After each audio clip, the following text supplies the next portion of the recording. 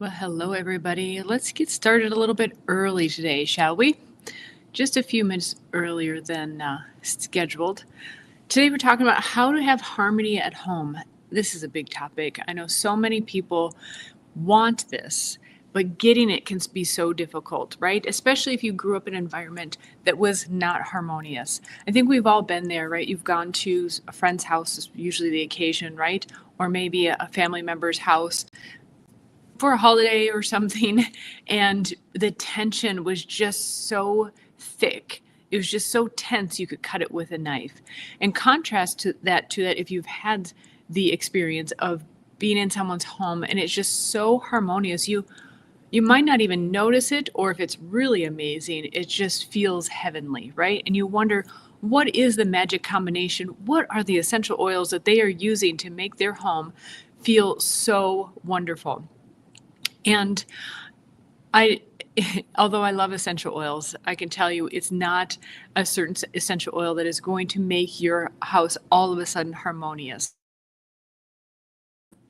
Although they can certainly help and they can reset the autonomic nervous system, but it really is a concerted effort that you need to have in your home to make it harmonious. Now, in over 20 years, almost 25 years of marriage, we've had various environments. I can't say it's been perfect all the time, but that's the beauty. That's how I've learned is I say we've had a successful marriage in the sense that, like you say, you have a successful business. You've been through the ups and downs, and it's not a shame to have gone through the down times.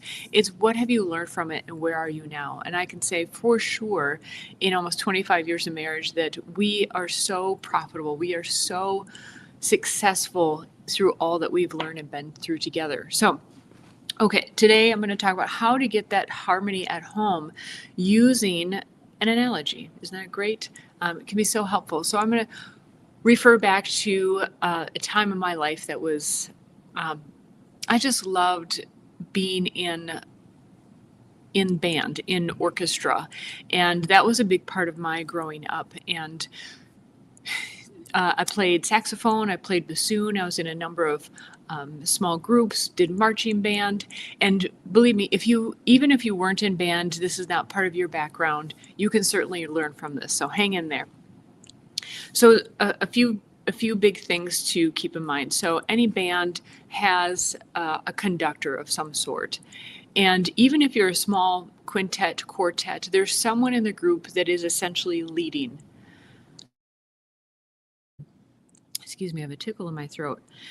And that's important, right? Because if no one is leading, no one knows when to start, when to pause, how to keep tempo. And so the conductor is important, or a group leader is absolutely imperative. And this group leader, in my opinion, was worked well in our relationship is letting my husband lead and having a leader husband. And he sets the tone, he sets the tempo. In this sense, a conductor is going to be a band conductor, right? He's going to be choosing the music. And so there's so many components that you need this leader for. Let me try a little bit of water, that might help. Okay, so if you haven't been in a band, this is not a part of your background, now mind you, this is going to be analogous to your marriage and your relationship, that the conductor, particularly as you're getting started, either in practice or especially a performance, they set the tempo, so the beat, and then they'll make sure that everybody's in tune. And, just kind of getting started 101. Now the tempo, usually a conductor has a really good sense of tempo, but they might check with a metronome, for example, and then everybody hears it, gets that in their system. But it's especially important, there are parts of the band that are particularly, their job is to help keep the tempo. So that's percussion and usually the bass instruments, but everybody's involved. But usually the whole band, if we're thinking of a whole orchestra, a very large group, they're going to be following the undertones, or the bass, the beats of percussion and the bass. Now again, we're analogizing this to the husband being the conductor. And so it's really important for him to know, and you, when you first get together, you're kind of agreeing on, do I like this kind of tempo in life? Now that's going to change throughout your life. You know, when you first meet, it's very exciting. There's a very upbeat tempo, and as you're getting married and getting started in life, and then throughout life, that tempo may be just very monotonous, right? It might even be like a marching song. You just feel like you're marching through life. But it's important that from the beginning you find your tempo together, but also for the woman in particular, that you feel like his tempo is in harmony with yours. And okay, at risk of going off another tangent, I'm going to pull it back a little bit. So the second part of this is that the conductor also helps make sure that everybody's in tune. Because if you're not in tune, right, there's disharmony just from the beginning.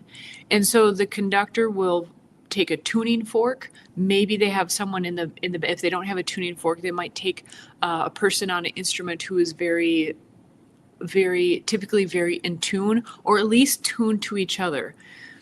So number one, you could use a tuning fork, and then you have a range of tuning forks that are always in harmony with each other. They come, out of the factory, so to speak, that way. Or if you don't have that, again, you choose a person out of the band it does matter who, but someone who can keep their tone, who's usually on pitch. And a good reference would be the trumpet, for example, the lead trumpet. That sound is usually very piercing through the band. And that means that the other instruments whose tone may vary much more can tune in to that lead trumpet, and they can adjust from there. They'll adjust initially, changing depending on the instrument. They'll change basically the length of their instrument to change the pitch, to change the tone. It's not the tone, but it would be the pitch.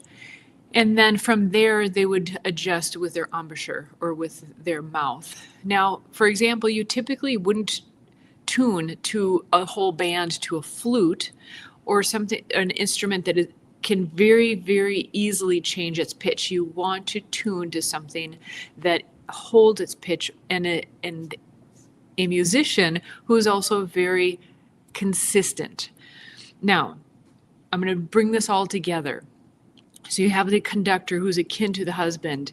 The wife, on the other hand, is akin to that lead trumpet, to that lead instrument that hopefully is also the lead of the rest of the band. That he sets the tempo, and the other parts of the band are following along. And then she sets the tone. So she follows the initial tone set by the conductor, i.e. the husband, but she's going to help carry that through.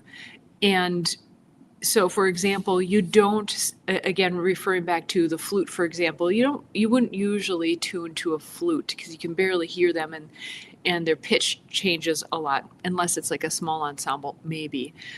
But you don't adjust your tone, you don't adjust your pitch to a toddler, right? Because they're just all over the place. So this is where, when I tie this all together, this is why it's so important for the wife to be tuned into the conductor, i.e. the husband, and be on tempo with him. And he needs to be in tune with her as well. So for example, a conductor might have to choose a piece. Let's just say students, for example. You might have students who are not able to keep up that beat yet. Sometimes it can too fast, for example. And so vice versa, a husband will have to tune into his wife, but more so, hopefully they've already established that. And she tunes into him first of all, and then she helps carry out that beat and that tone within the family. So I hope this really just take some time and let this sink in. And hopefully you have had some musical experience to see how this really correlates with life. And you can see it, there probably are many other analogies that you can create and expand from here. But a few key takeaways also is when you're in the band, for example, and again, the band is the wife. And I realize that there are multiple people in a band, but she might be playing different roles, right? And the main thing is that for a great orchestra to really work, first of all, they have to be paying attention to the conductor. They have to be willing to follow their lead. And they have to check often, either directly looking up or seeing the conductor in the peripheral. And second of all, they need to be humble enough. They need to submit to the guidance of the conductor, knowing that the conductor is looking at the whole orchestra and keeping everybody in mind. And they might be cueing someone else, but the idea is to bring it all together. And so even though if you see them doing something goofy over here that looks goofy to you, no, they're talking to they might, have you ever seen a conductor where they kind of do a little dance, maybe with maybe the oboe in the corner? There's always just like an oboe and a piccolo or something, and they might be doing a little something here, or something with percussion at a point that has nothing to do with you. But if you just submit to the whole process, that's when you make really beautiful music. And perhaps most of all, I think those are all very important points. But the third point here is to have a really well-oiled, well-functioning orchestra, make beautiful, amazing music to really inspire others with your music. Now, I'm speaking metaphorically here as well, is that you have to do your best. And each member, if you've ever been in a band or even listened to an orchestra, you can be lifted up to greater heights when those people are just performing at their peak. And it's the same in a relationship, the same in a marriage.